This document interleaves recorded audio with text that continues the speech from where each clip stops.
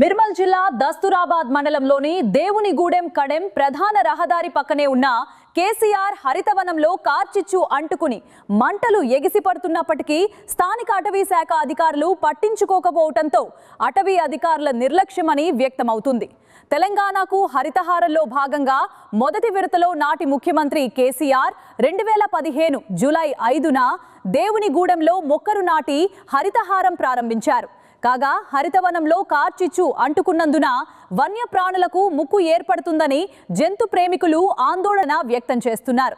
వెంటనే సంబంధిత అధికారులు స్పందించి మంటలను అదుపులోకి తేవాలని స్థానికులు డిమాండ్ చేస్తున్నారు.